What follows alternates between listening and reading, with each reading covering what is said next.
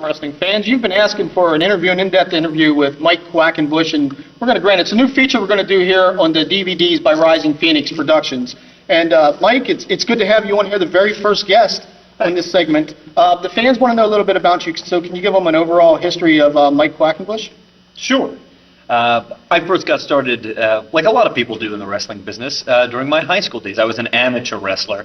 I have some very moderate Greco-Roman experience, and I don't mind telling you that I was not particularly good at it in the early days. It was only after a lot of training, a lot of conditioning, that I became any good whatsoever at wrestling. Now, currently, of course, I'm a two-time PWE heavyweight champion. I've also held the PWE tag team championships. So I've really come a long way since my days of getting my face rubbed in the mat growing up in Reading, which isn't all that far from here in Perry County where we are at the moment. I started in independent wrestling out in Pittsburgh towards the western end of Pennsylvania, but I didn't really start to break in anywhere until I moved back home to the East Coast. As I mentioned, I'm a Reading boy from Berks County. Now, since then, I've had the chance to travel all over the world. I've wrestled in Canada and Mexico here in North America, but I've also toured Europe and other places as well, and I've been very fortunate to learn from a number of talented individuals everywhere that I've gone. I've been so fortunate as to learn a lot of the foreign wrestling styles, Mexican lucha libre, of course, Japanese pro wrest, the British Lancashire styles, it's sometimes called German catch, and really just about every predominant form of wrestling there is on the planet. So when I count my blessings, I, of course, think of all the various people who've taught me the very many varied styles from around the world, and that helps make me the best-rounded wrestler that I can be.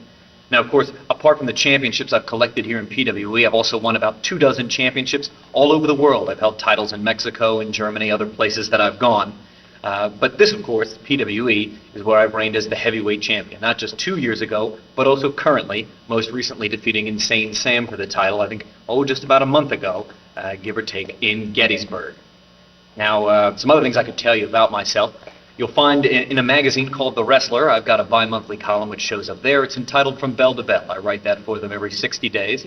And I've also written a number of books, many of which are about my career. Some are a little bit on the boring side, I don't mind telling you, and they don't feature too many color pictures. However, if you're so inclined, I'm sure you could pick one up at a PWE show. In addition to that, I keep myself busy. In 2002, I co-founded a wrestling training facility called Chikara Wrestle Factory.